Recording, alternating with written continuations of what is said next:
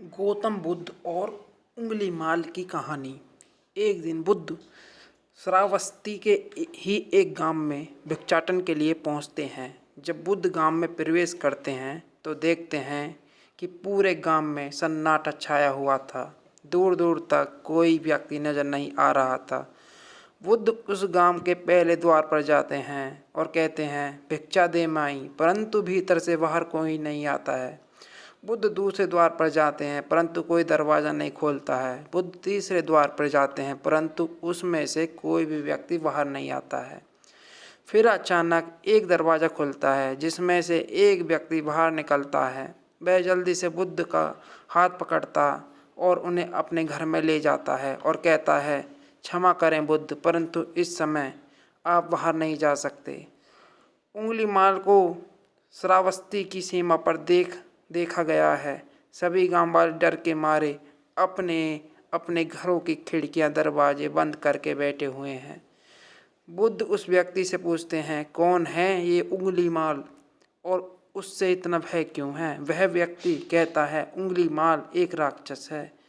उसे जो भी मनुष्य मिलता है, बच्चा, वृद्ध, स्त्री या पुरुष, यहाँ तक कि सन्यासी भी, वह किसी को भी नहीं छोड़ता। महाराज प्रसन्नजीत के सैनिक भी उससे डरते हैं। बुद्ध उस व्यक्ति से पूछते हैं, क्या वह यह सब धन के लालच में करता है? वह व्यक्ति कहता है, नहीं, धन का उसे कोई लालच नहीं है। वह जब भी किसी मनुष्य पर एक बार करता है तो उसकी उंगली काटकर अपने गले में माला बनाता है, इसलिए उसका नाम उंगलीमाल पड़ गया है। और यह भी सुना है कि जब उसके गले की माला में 100 उंगलियां पूरी हो जाएंगी तो उसकी विनाशक शक्तियां और भी ज़्यादा बढ़ जाएंगी।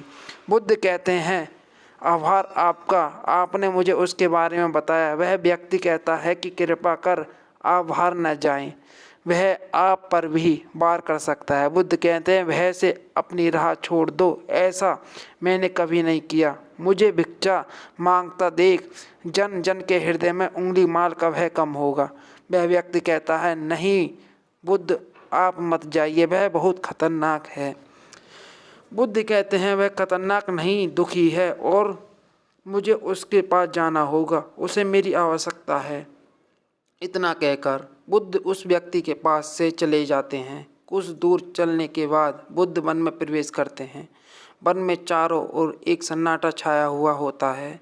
दूर दूर तक न कोई मनुष्य और न ही कोई पशु पक्षी दिख रहा होता है, परंतु बुद्ध अपने मार्ग में आगे बढ़ते रहते हैं। अचानक बुद्ध के सामने उंगलीमाल आकर खड़ा हो जाता है। उसका रूप इतना डरावना होता है कि कोई भी व्यक्ति उसे देखकर भयभीत हो जाए। उसके गले में उंगलियां की माला होती है, चेहरा और हाथ रक्त से सने होते हैं और शरीर बलशाली होता है। उसका रूप इतना भयानक होता है कि किसी भी साधारण व्यक्ति के प्राण तो उसे देखते ही निकल जाएं, परंतु बुद्ध पर उंगलीमाल के डरावने रूप का कोई असर नहीं होता है। बुद्ध कुछ क्षण तक एक शांत मुस्कुराहट के साथ उंगलीमाल की तरफ देखते रहते हैं और फिर उसकी बगल से निकल अपने मार्ग में आगे बढ़ जाते हैं। बुद्ध को ऐसा करते देख उंगलीमाल को समझ नहीं आता कि उसके साथ यह हो क्या रहा है। वह मन ही मन सोचता है कि मुझे देखकर लोग या तो भाग जाते हैं या मुझे देखकर ही मर जाते हैं या फिर मुझसे अपने प्राणों की भीख मांगने लगते हैं। मैंने कई सन्यासियों को भी मारा है, परंतु मैंने आज तक कोई भी ऐसा व्यक्ति नहीं देखा जो मुझे नज़रअंदाज करके अपने मार्ग से आगे बढ़ जाए। या तो इसने मुझे पर ध्यान नहीं दिया या फिर हो सकता है कि यह देख नहीं सकता हो, परंतु मुझे इससे क्या, मुझे तो अपनी उंगलियों की माला पूरी करनी है। उंगलीमाल बुद्ध के वो आवाज़ लगाता है, ए साधु रुक। बुद्ध उंगलीमाल को नज़रअंदाज करते हैं और अपने मार्ग में आगे बढ़ते रहते हैं। उंगलीमाल और क्रोध में भरकर बुद्ध को आवाज़ लगाता है, ए साधु रुक। बुद्ध फिर से उंगलीमाल को नज़रअंदाज करते हैं और अपने मार्ग में आगे बढ़ते रहते हैं। उंगलीमाल तीसरी बार बहुत ज़्यादा क्रोध में भरकर आवाज़ लगाता है, ए साधु रुक। बुद्ध रुकते हैं। उंगलीमाल बुद्ध के पास जाता है और कहता है, मेरे आदेश देने के बाद भी तू रुका क्यों नहीं? बुद्ध कहते हैं, मैं तो बहुत पहले ही रुक चुका हूँ। तुम ही चलते जा रहे हो। उंगलीमाल समझ नहीं पाता कि बुद्ध क्या कह रहे हैं, परंतु वह इतना जरूर समझ जाता है कि सामने खड़ा व्यक्ति उससे डर नहीं रहा है। उंगलीमाल बुद्ध को डराने के लिए चिल्लाकर पूछता है, ए साधु, तुझे मुझसे भय नहीं लग रहा है? मैं आदि मानव हूँ। बुद्ध कहते हैं, नहीं, तुम मानव हो। बुद्ध की यह बात उंगलीमाल के हृदय पर लगती है। पहली बार उसे किसी ने मानव कहा था, परंतु वह उस बात को नज़रअंदाज करने का प्रयास करता है और बुद्ध से पूछता है, ए साधु, तूने ये क्यों कहा कि तू कब का रुक चुका है, जबकि तू चल रहा था? और तूने ये क्यों कहा कि मैं नहीं रुका? बुद्ध कहते हैं, मैं बहुत पहले ही रुक चुका हूँ। ऐसे सारे बुरे कृत्य छोड़ चुका हूँ जिससे किसी भी व्यक्ति को कष्ट पहुँचे।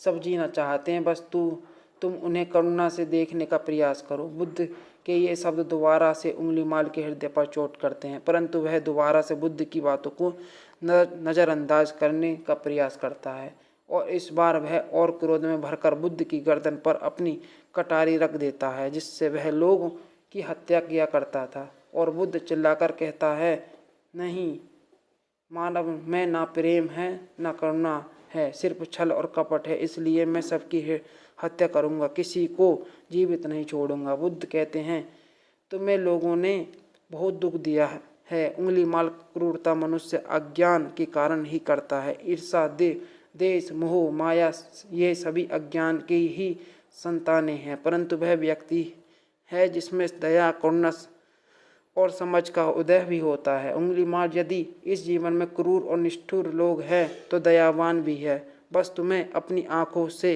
इस अंधेपन की पट्टी को हटाना होगा जो तुम्हें केवल बुराई ही दिखा रही है। तीसरी बार बुद्ध के शब्दों को सुन उंगलीमाल का खुद पर से संयम हट जाता है। उसे समझ नहीं आता कि पहली बार उसे अपना आपा इतना कमज़ोर क्यों महसूस हो रहा है। वह कोशिश करता है क्रोध करने की, परंतु कर नहीं पाता। वह बड़ी हिम्मत जुटाकर क्रोधित होने का नाटक कर बुद्ध से कहता है, तुम और व्यक्तियों जैसे नहीं हो। बुद्ध कहते हैं, मैं हर व्यक्ति जैसा हूँ, वह बस जागृत हो।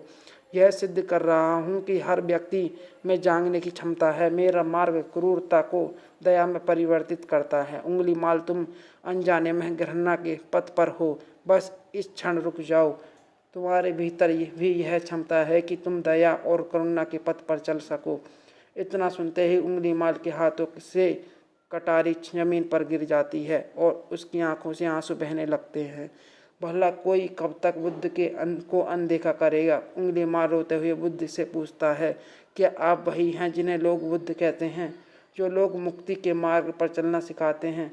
बुद्ध कहते हैं, हाँ, मैं वही हूँ और तुम्हें भी मुक्ति के मार्ग पर ले जाना चाहता हूँ। उंगलीमाल कहता है, परंतु मैं अब बहुत दूर निकल गया हूँ।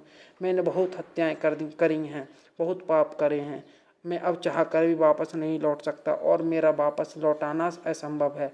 बुद्ध कहते हैं, असंभव कुछ भी नहीं, जब जागो तभी सवेरा। उंगलीमाल कहता है, मैं अब पुण्य जीवन की ओर नहीं मुड़ सकता, बहुत देर हो चुकी है। बुद्ध कहते हैं, तुम में इतनी चेतना है कि तुम जानते हो कि जो तुमने अब तक किया वह बुरा था। इसका अर्थ यह है कि तुम जानते हो कि क्या अच्छा है और क्या बुरा।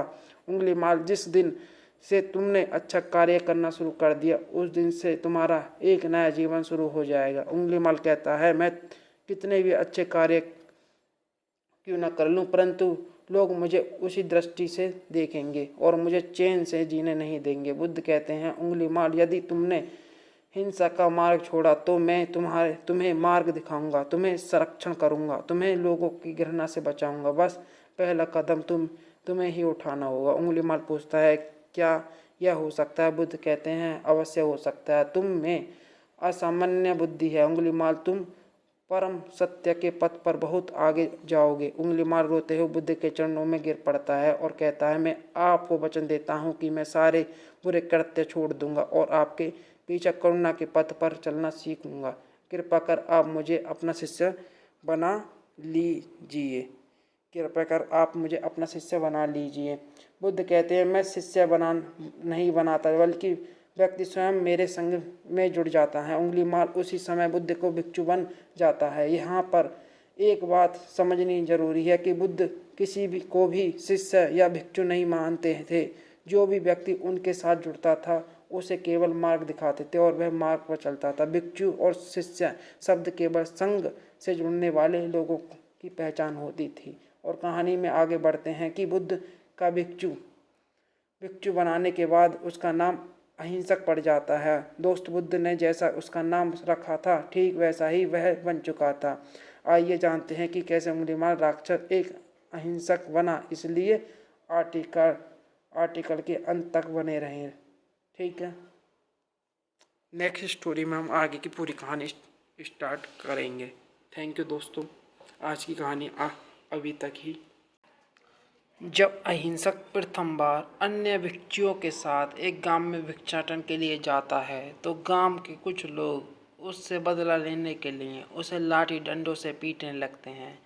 जब यह बात बुद्ध को पता चलती है तो वे तुरंत उसे बचाने के लिए उसके पास पहुंचते हैं और अपने शरीर पर उन लाठी डंडों को ले लेते हैं जो अहिंसक को पड़ रहे थे। बुद्ध को देखकर वे गांव वाले डंडे और पत्थर मारना बंद कर देते हैं। सभी लोग बुद्ध से कहते हैं, बुद्ध क्यों इस हत्यारे को अंगुलीमाल की रक्षा कर रहे हो? न जाने कितने लोगों की जान ली है इसने। बुद्ध कहते हैं, अब ये अंगुलीमाल नहीं है, इसका नाम अहिंसक है। तो देखो दोस्तों, गौतम बुद्ध ने अंगुलीमाल को कैसे बदल दिया और उसका पूरा व्यवहार चेंज कर दिया और उसका नाम नया रखा अहिंसक, और उसका व्यवहार अब अहिंसक की तरह ही बदल चुका था।